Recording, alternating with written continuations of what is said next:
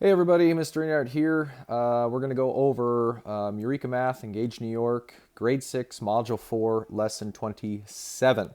So remember to try and do the work on your own first. Pause the video anytime you need and check your answers with mine. And if you just can't figure it out, you've tried your resources, then refer to the video as your resource, as your help, your support. But you can do this on your own. All right, here we go. All right, lesson 27, module 4, grade 6 is all about using tape diagrams or really any method that works for you to find missing information in algebraic equations. So let's just dive into number 1 in the problem set and work through again. Remember, pause the video at any point in time, comment if you have questions, but try to solve each problem on your own first. Use whatever method works for you. Try methods you're not comfortable with. Make yourself challenged, and then check with the video to see if it's true. So I'm going to start with number 1. And we have 30 equals 5 W's. So if you just use different language here, sorry if you hear my kids in the background, but this is what it is. I have 5 groups of something equals 30. 5 groups of W is the same as 30. 5 W's, 1, 2, 3, 4, 5, equals 30. So my tape diagram would look something like this, broken into 5 equal pieces. Each one is called W, and the total is 30. And of course, you might see them do something like this. But I like putting it at the end just to show that each one. So how would I solve for that? I would just take the 30, break it into 1, 2, 3, 4, 5 equal pieces to find what W is. And therefore, W would equal 6. Now I can double check by plugging it in. Is 5 times 6 equal to 30? Yes. So to understand how to do number 2 algebraically, big fancy word, I'm still going to use a picture to show you. X divided by 4 equals 12. I rewrote it as a number sentence using the division symbol, then like this, because I still see a lot of you who see x over 4 as x fourths, and you have trouble seeing it as x divided by 4. But remember, fractions are division. So you can rewrite a problem like this as the division problem, x divided by 4, and then I just moved equals 12 to the other side because that's just the way we're used to seeing it. So hopefully you can do that mentally by looking at this to see that 12 is just something divided by 4. But the point is to recognize that in division, this is my whole. Right? This is the whole. X divided by 4 is going to be my total since I'm dealing with all these whole numbers. X would be up here in my number bond, and you can see my 4 is represented by 4 groups. So if I had X amount and I broke it into 4 groups, right, it would be 12 in each group, which is what a division problem says. A total amount broken into equal parts would give you a certain number in each part.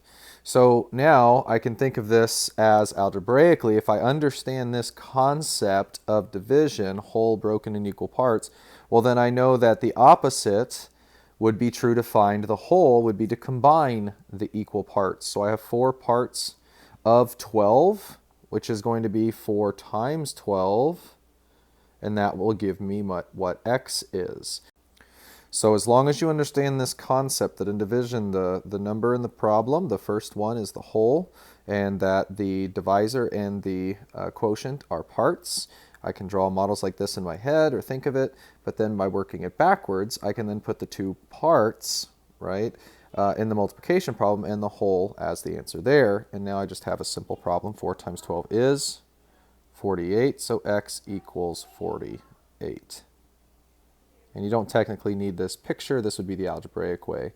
Now they might have you do, okay, multiply times 4, multiply times 4. Bottom line is I'm multiplying 12 times 4. Again, we have y over 5, which I know a lot of us see as a fraction, but remember in an algebraic equation, this is a division problem. So y divided by 5 equals 15 means that a total amount broken into 5 equal groups will be 15 in each group. So my tape diagram could look something like this, much like my number bond. My total, my whole, is the entire thing. It's broken into 5 pieces. Each piece is 15. To figure out the total, I would multiply 15 times 5, which is 75. So again, you'd be multiplying 15 times 5 to find y. And you can see this problem here is the opposite, right? Working backwards to try and solve for y here. So the tape diagram's the picture. Algebraically, you'd be multiplying by 5, therefore multiplying this by 5, and you can see y would equal 15 times 5. Adios. So I'm going to start moving a little bit faster. Number 4, z equals 4. Because I'm going to divide by 18, and 72 divided by 18 is 4. 36 and 36 is 2 18s and 2 18s, and that's 72. That's how I got 4 in my head. Number 5, again, feel free to pause the video, but I'm going to move on to 5. For problem, what problem was this? Number 5. I did 32 divided by 4 equals 8. It said solution of 8. And so I'm going to take 32 and I'm going to make a tape diagram, because that's what it says to do up here, and break it into 4 pieces. And I'm going to make each piece worth 8, right? And you can see it's 32 if I did 8 times 4. Number 6, I did 2 times 4 equals 8. Again, these could be variables. I don't know if it expects me to use a variable here or not. I could do, y times 4 equals 8 and then solve that way. But I'm just proving that 2 times 4 is 8 by saying 8 divided by 4 is 2. So for number 7, they each got a different answer. She got 2, she got 8. The question is who's correct and what they do differently. Obviously the difference is here. Megan algebraically multiplied by 2 to find y to both sides, and Meredith divided by 2 to find y on both sides. So let's break down the original problem and see which method is correct and why. So to begin, it helps to rewrite the problem as the regular division sentence we're used to seeing. But again, we should recognize that y divided by 2 is what this says. So I rewrote it as y divided by 2. Some of you are thinking, okay, well that's a whole amount divided by 2, broken into 2 groups, and I'd have 4 in each group. So therefore, 4 in each group, 2 groups would give me 8. So it looks like Megan's going to be right, and times 2 is correct. Which let's make sure we know why. If I do times 2, that cancels out my divided by 2, leaving me my y. But remember, to keep my equation balanced, right? It's upside down, but you get the idea.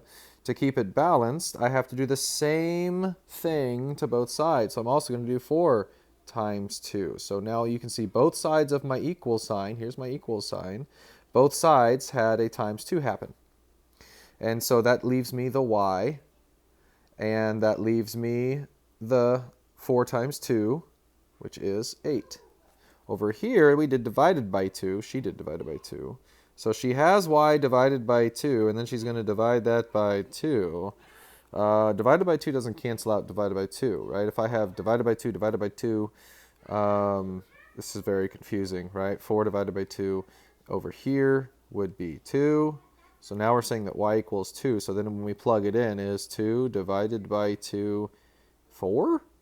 No, it's 1, right? This would be y1, which of course would just be y, but that's confusing because you're starting with like a negative 2 minus 2 would be negative 4, wouldn't it? So it just doesn't work to use the same operation to cancel. You have to use the opposite operation, and the opposite of division is multiplication. So that's why Meredith is wrong, Megan is right. All right, well, that was lesson 27. Hope that helped. Feel free to move on to 28 or look back at any of the previous lessons to make sure that you are fully mastering all of your materials. See you later.